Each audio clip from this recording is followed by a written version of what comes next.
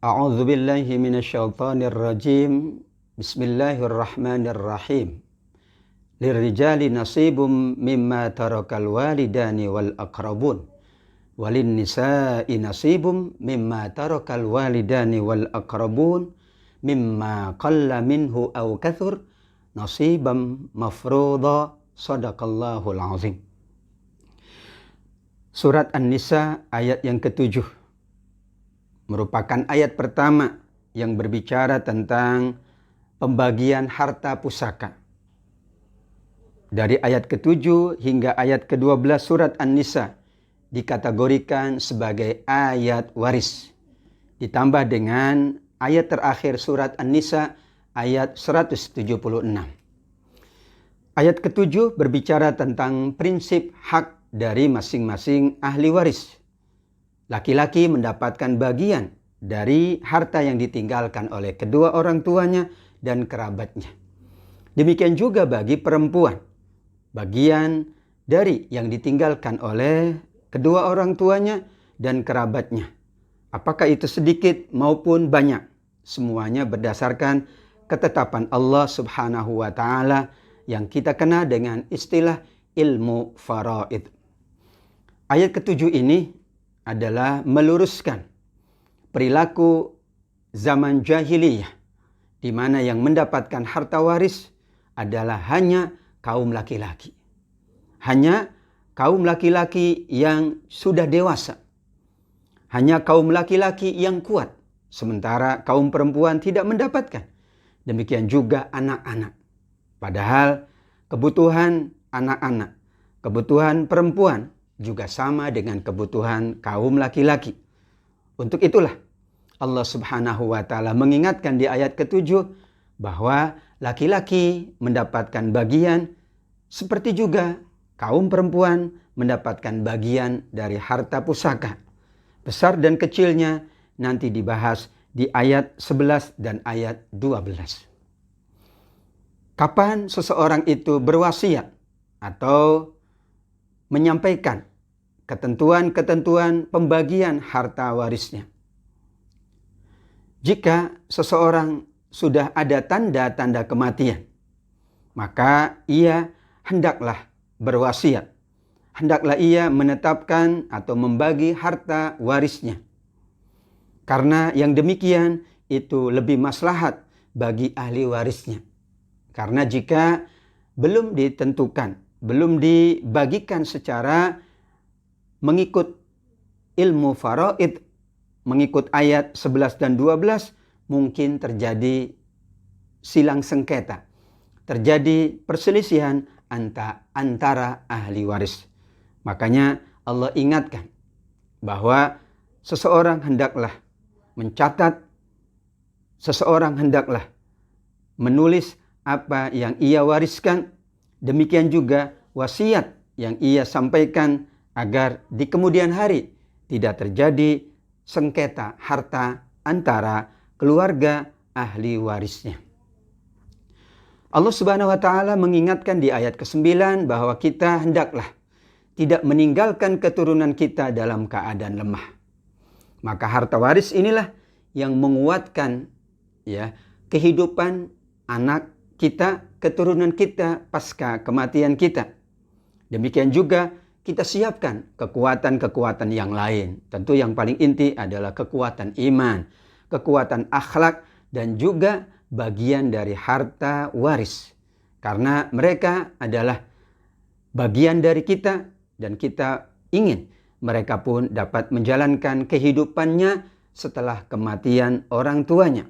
Falyattaqullah, maka hendaklah para orang tua bertakwa kepada Allah tentang keturunan-keturunan yang ditinggalkannya. Jika yang ditinggalkan itu adalah anak-anak yang belum dewasa, yang kita sebut dengan anak-anak yatim, maka Allah ingatkan bagi yang mengurus harta anak yatim, bagi yang mengelola harta anak yatim, hendaklah jangan memakan harta mereka secara zalim. Artinya bertindak sewenang-wenang, semena-mena. Harta yang harusnya milik anak yatim digunakan, bahkan dihabiskan untuk kepentingan para pengelolanya. Kenapa? Karena memakan harta anak yatim secara tidak benar, Allah ibaratkan seperti makan api di dalam perutnya. Panas makan api itu. Maka benar dibolehkan untuk mengambil harta yatim bagi para pengelola jika mereka memang membutuhkan, tapi sewajarnya tidak zulman, berlebih-lebihan atau hingga menzolimi hak dari anak-anak yatim. Demikian juga mereka yang dalam keadaan mampu, maka sebaiknya tidak mengambil harta anak yatim. Ia hanya diperintahkan oleh Allah, para pengelola itu, untuk menjaga, memelihara, memastikan harta-harta anak yatim itu dapat digunakan untuk kebaikan mereka. Pembagian harta waris dimulai dari ayat 11, yaitu yang disebut dengan pembagian berdasarkan keturunan, berdasarkan hubungan darah. Allah Subhanahu wa taala mensyariatkan dengan bahasa yusikumullah, berwasiat. Makna yang lain adalah mensyariatkan bahwa anak laki-laki mendapatkan 2 bagian dari anak perempuan. Menjelaskan ayat yang ke-7 yang masih umum, yang mengatakan laki-laki dan perempuan mendapatkan bagian dari yang ditinggalkan oleh orang tua. Allah menentukan di ayat 11, bagian laki-laki 2 kali lipat dari bagian anak perempuan. Jika anak itu semuanya perempuan, ya, dan jumlahnya lebih dari 2, maka mereka mendapatkan 2/3 dari harta yang ditinggalkan. Namun jika hanya seorang, ya, maka ia memperoleh setengah dari harta yang ditinggalkan. Bagaimana bagian dari ibu dan bapak? Maka Allah menetapkan dengan bijaksana, bagi ibu dan bapak masing-masing mendapatkan 1/6 dari harta yang ditinggalkan. Jika yang meninggal itu tidak punya anak. Namun jika yang meninggal mempunyai anak, maka kedua tidak mempunyai anak, maka kedua ibu bapak mewarisi harta seluruhnya. Demikianlah ketentuan Allah Subhanahu wa taala. Dan ini yang paling prioritas, yang terdekat dengan mayit, yang terdekat dengan yang meninggal dunia adalah anak-anak dan kemudian ibu dan bapaknya. Ada penjelasan dari Imam As-Suyuti tentang sebab nuzul ayat 11 ini, yaitu dari sahabat Jabir bin Abdullah radhiyallahu an. Rasulullah sallallahu alaihi wasallam bersama Abu Bakar datang menjenguk sahabatnya di perkampungan Bani Salamah karena ia dalam keadaan sakit parah. Kemudian Rasulullah sallallahu alaihi wasallam memercikkan air wudu ke mukanya hingga ia tersadar. Maka ia bertanya kepada Rasul perihal harta benda yang diwariskannya. Apa yang aku harus lakukan dengan hartaku, wahai Rasulullah sallallahu alaihi wasallam? Maka ayat ini turun untuk menjelaskan hak orang tua, hak anak dari harta pusakanya. Inilah ayat 11, pembagian harta waris berdasarkan hubungan keturunan. Harta waris juga didapatkan karena hubungan pernikahan, yaitu suami dan istri. Jika suami-suami atau bagian dari suami adalah 1/2 dari harta yang ditinggalkan oleh istri-istri mereka jika tidak punya anak. Jika ada anak, maka suami mendapatkan 1/4. Atau sebaliknya, kaum istri mendapatkan 1/4 dari harta yang ditinggalkan oleh para suami jika punya anak. Namun jika tidak ada anak, maka para istri hanya memperoleh 1/8 dari harta yang ditinggalkan. Inilah menunjukkan bahwa anak itu bisa, ya, menambah atau mengurangi hak kaum ibu, hak kaum istri, dan hak kaum suami. Disinilah bahwa sesungguhnya yang membutuhkan harta pusaka itu adalah anak-anak karena mereka amat sangat membutuhkan. Tapi Allah Maha Bijaksana. Para istri pun tentu ia punya kebutuhan. Apalagi jika punya anak, ia punya kebutuhan untuk juga menafkahi anak-anaknya. Maka Allah memberikan ketetapan bahwa masing-masing suami pun mendapatkan, istri pun mendapatkan, dan anak-anak pun mendapatkannya. Bagaimana dengan wasiat? Bagaimana pula dengan hutang? Allah menetapkan bahwa harta dari yang meninggal dunia, yang utama adalah digunakan untuk prosesi jenazah. Dari mulai mengkafankan, memandikan, ya, dan kemudian jika ada hutang, maka diselesaikan hutang-hutangnya.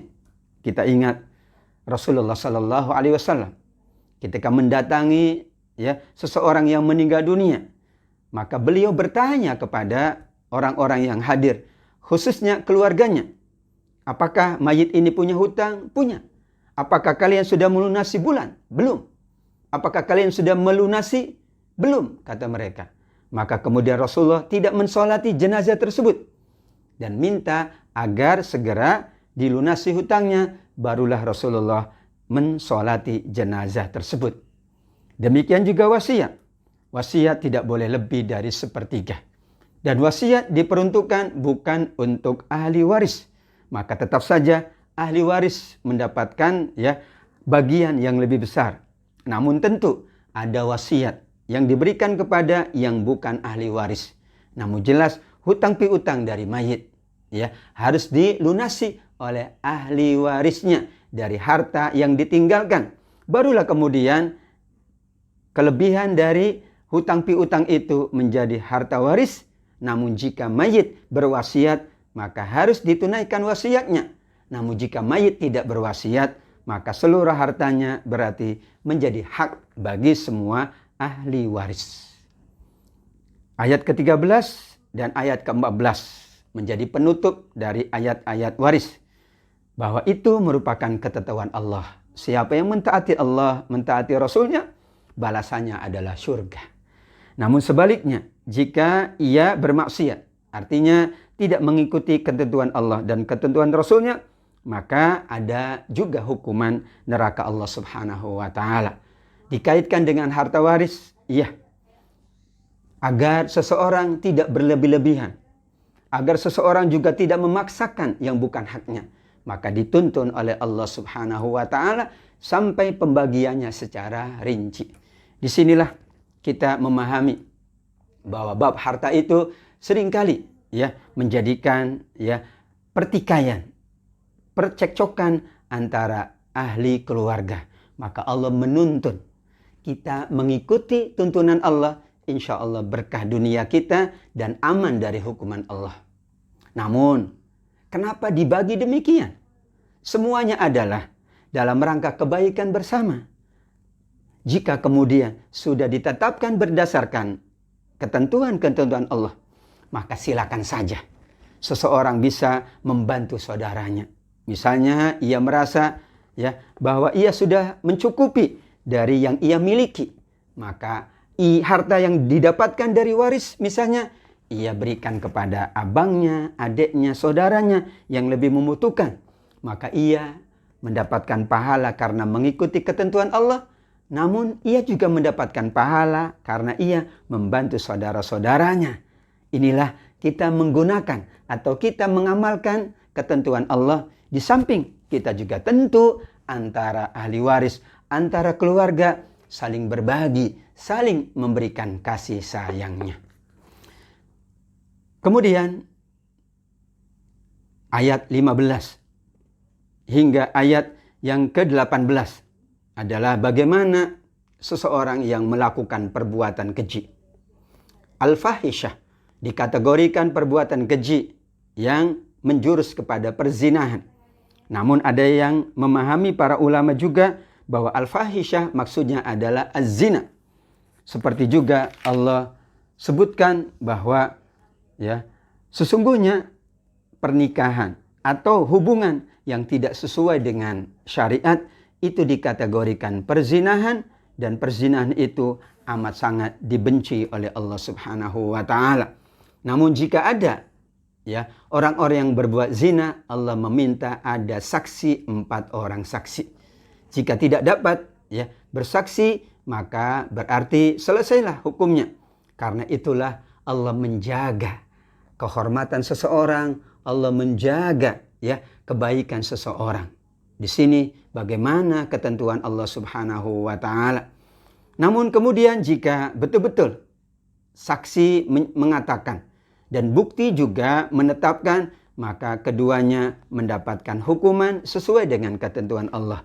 Dan disinilah ayat Allah menyebutkan fa in taba wa aslaha fa'aridu anhuma. Kalau bertobat dan mereka ingin melakukan perbaikan, maka Allah akan memaafkannya. Namun ada persyaratan taubat yang diinginkan oleh Allah, yaitu taubat itu kata Allah Subhanahu wa taala hanya pantas, hanya Allah berikan kepada orang yang melakukan perbuatan jahat, perbuatan buruk tanpa ia sengajakan, tanpa ia ketahui.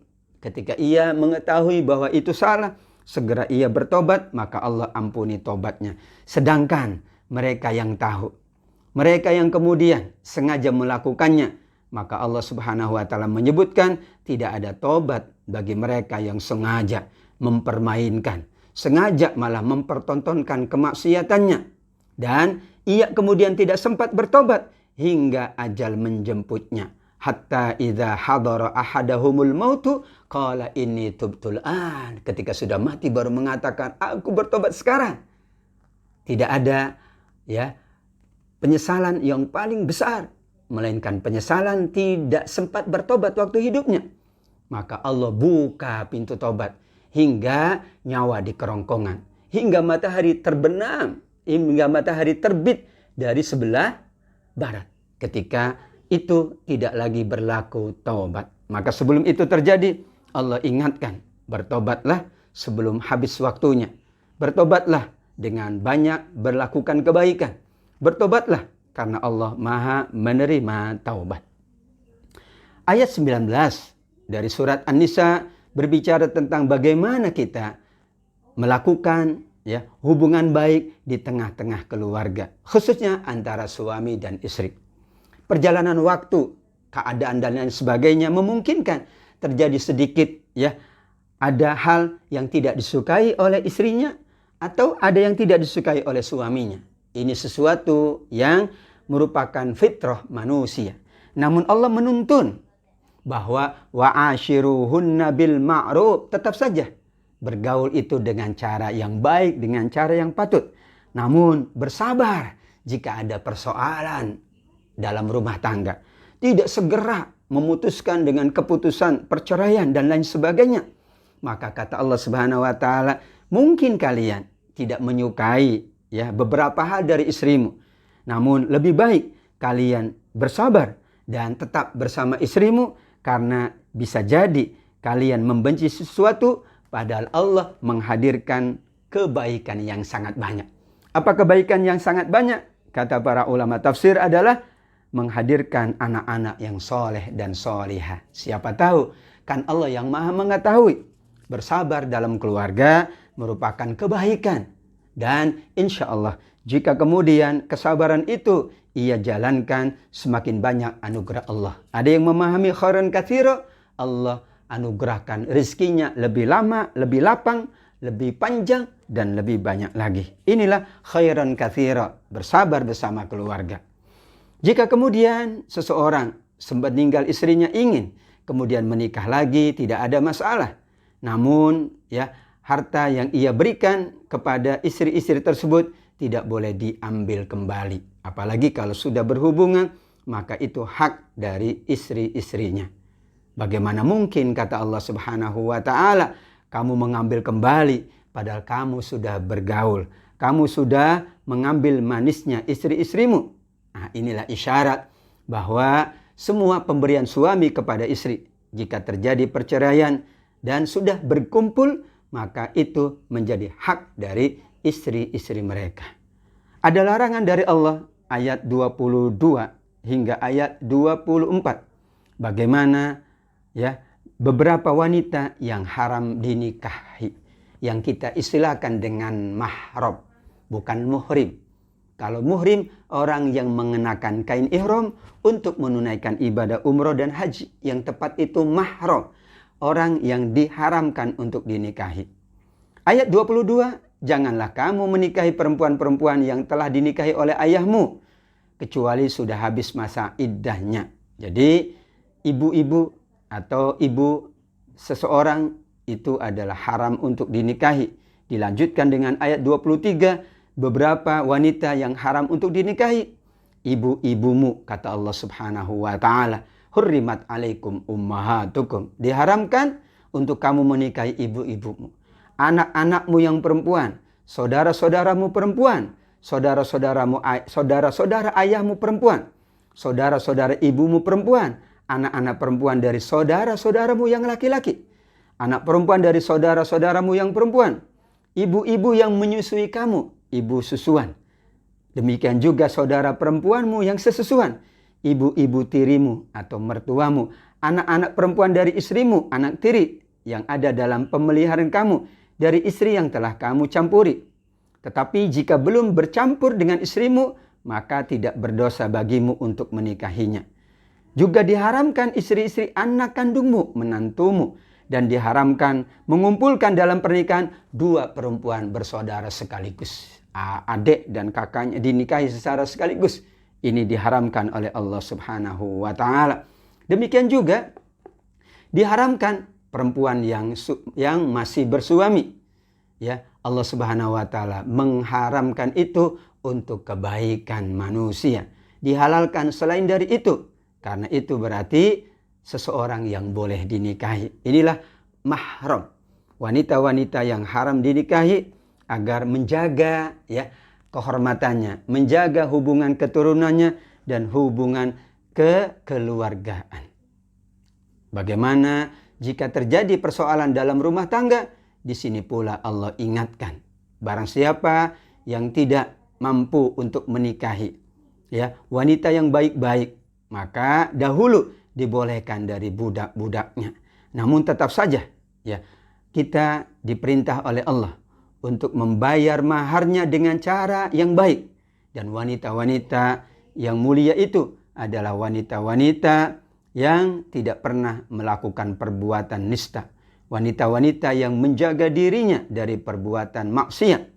Maka disinilah wa antasbiru khairul lakum. Kita katakan bersabar dengan keluarga. Bersabar dengan istri adalah kesabaran yang cukup berat. Namun itulah kesabaran yang terbaik. Bukankah Allah ingatkan kepada kita semuanya? Ada surga yang itu diperuntukkan untuk ayahnya, ibunya, anak-anaknya, suaminya, istrinya, anak-anaknya, orang tuanya, bahkan anak keturunannya. Maka inilah An-Nisa, surat berbicara tentang kaum wanita. Allah angkat derajat kaum wanita. Allah muliakan kaum wanita. Dalam hukum waris, wanita mendapatkan. Para istri pun mendapatkan. Di mana dahulunya kaum wanita tidak mendapatkan. Yang mendapatkan harta waris hanya kaum laki-laki. Itu pun laki-laki yang dewasa, laki-laki yang berkemampuan. Sementara anak-anak tidak mendapatkannya. Inilah alasan Allah Subhanahu wa ta'ala menurunkan ayat-ayat warisnya untuk memberikan keutamaan. Demikian juga dahulu.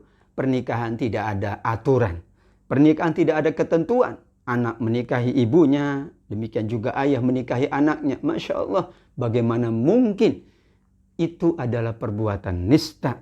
Maka ditentukan oleh Allah Subhanahu wa ta'ala wanita-wanita mahram yang haram dinikahi, sehingga insya Allah akan terjaga an-nasl, keturunan kata para ulama, akan terjaga kehormatan, akan terjaga juga hubungan baik antara sesama manusia.